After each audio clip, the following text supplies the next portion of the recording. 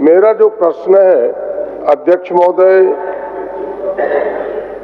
इस राज्य के लाखों गरीबों के हित से जुड़ा हुआ प्रश्न है कि आज से कई वर्ष पूर्व झारखंड में अपितु पूरे देश के करोड़ों निवेशकों ने, गरीब परिवारों ने गहने जेवर बेच करके, जमीन बेच करके सहारा इंडिया के भिन्न भिन्न कंपनियों में निवेश किया। पैसों को आशान्वित था कि पैसे कुछ वर्षों के बाद वापस आएगा तो परिवार की आवश्यकता के अनुसार काम करेंगे। बड़े दुर्भाग्य से कहना पड़ता है कि कई वर्ष बीत गए, पैसे की वापसी नहीं हुई अध्यक्ष महोदय।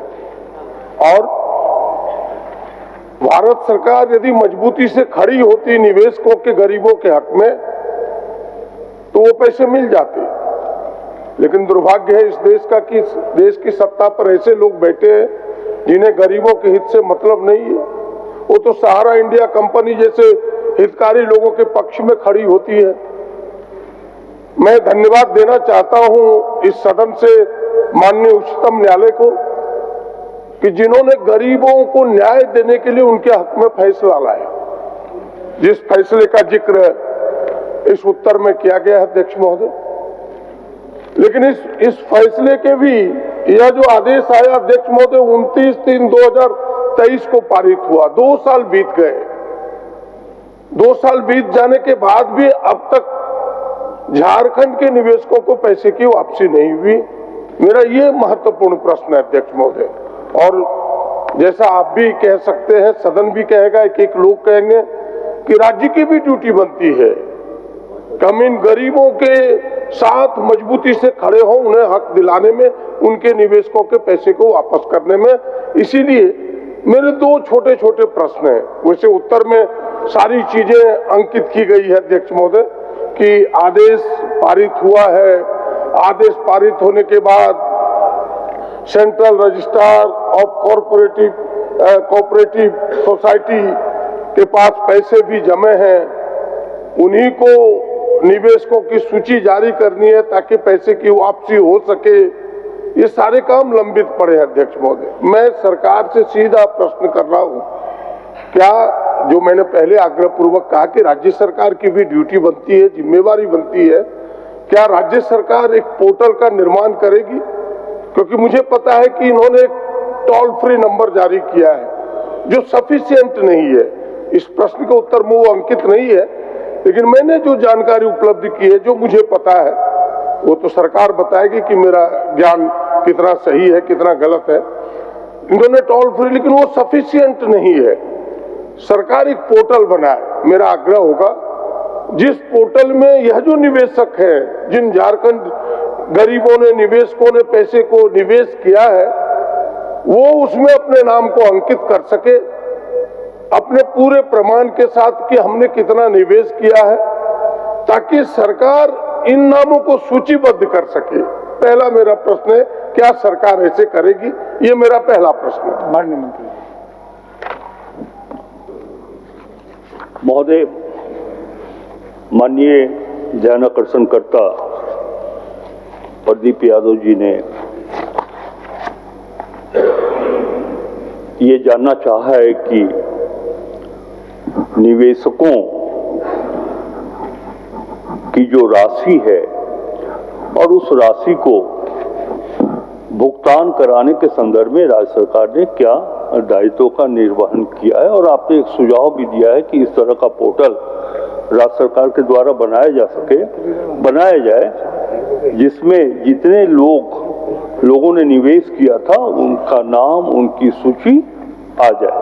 मैं समझता हूं कि यही भावना आपकी। महोदय, मैं आपके माध्यम से माननीय सदस्य को यह जानकारी देना चाहता हूं कि सहारा इंडिया के विभिन्न कोऑपरेटिव सोसाइटी में झारखंड राज्य के निवेशकों द्वारा निवेशित राशि वापस करने एवं शेष भुगतान की जाने वाली राशि के संदर्भ में हम लोगों ने central registrar of cooperative society को कई बार पत्र लिखा है। महोदय, मैं उसकी जानकारी भी माननीय सदस्य को देना चाहता हूं कि एक तो 16/12/2022 पत्रांक भी है, 17/4/2023, 22 जून 2023, 15 दिसंबर 2023, 9 फरवरी 2024 और 30 जनवरी 2025। और ये हम लोगों ने, राज्य सरकार ने 6 पत्र लिखा है, लेकिन अभी तक उसका कोई जवाब महोदय नहीं आया है। हम फिर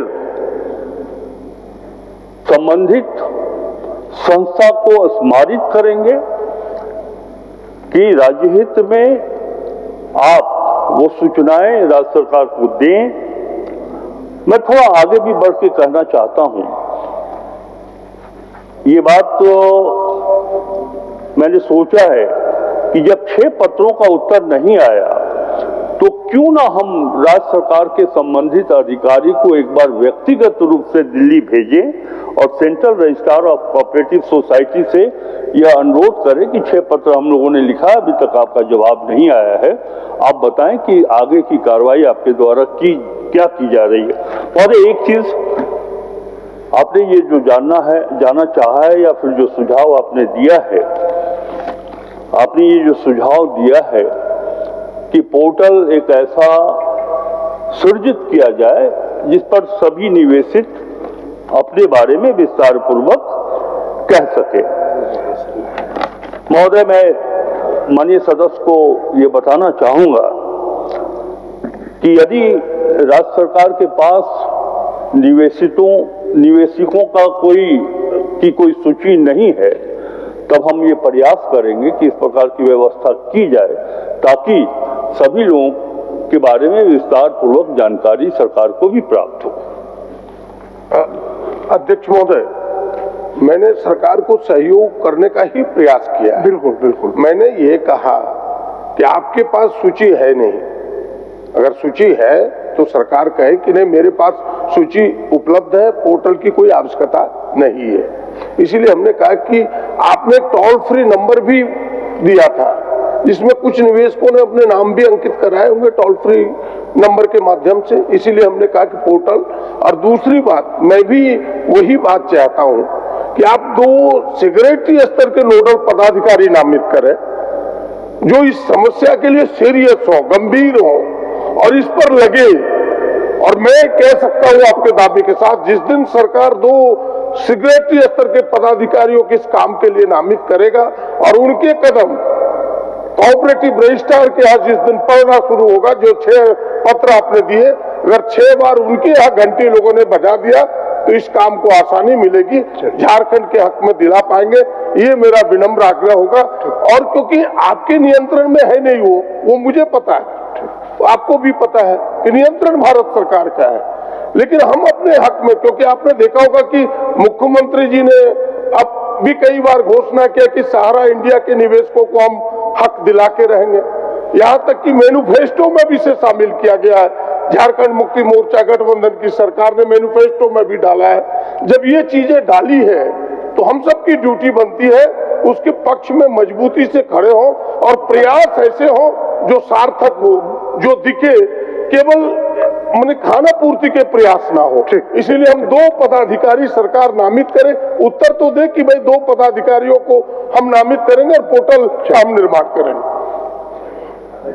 महोदय, एक मिनट महोदय, यद्यपि माननीय सदस्य ने किसी पदाधिकारी को नियुक्त कर केंद्र सरकार के संबंधित एजेंसी से बात करने का आग्रह नहीं किया था, इसके बाद भी आपकी भावना और जो हमारे सरकार की भावना है, हेमंत सोरेन जी की नेतृत्व वाली सरकार की भावना है कि जो निवेशक जिन्होंने पूंजी का निवेश किया वो पैसा दिलाना ये हम सबों की जिम्मेवारी है। इससे इतना तो स्पष्ट हो गया कि 6 पत्र लिखने के बाद भी कोई जवाब उधर से नहीं आया है। हमारे जो निवेशक हैं उन्होंने कितनी पूंजी लगाई है इसके बारे में हमारी कोई सूचना नहीं है, सारी सूचनाएं उनके पास है।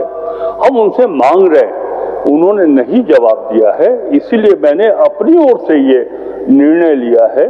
अब वो अधिकारी की संख्या 1 हो या 2 हो, 2 भी जाएंगे तो उतना ही प्रभावकारी होंगे, 1 भी जाएंगे तो उतना ही प्रभावकारी होंगे। मैं ये कह रहा हूं और मैं निर्देश भी दूंगा राज्य सरकार के संबंधित अधिकारी को कि वह जाएं और विस्तार से वहां से सूचनाएं प्राप्त करके लाएं।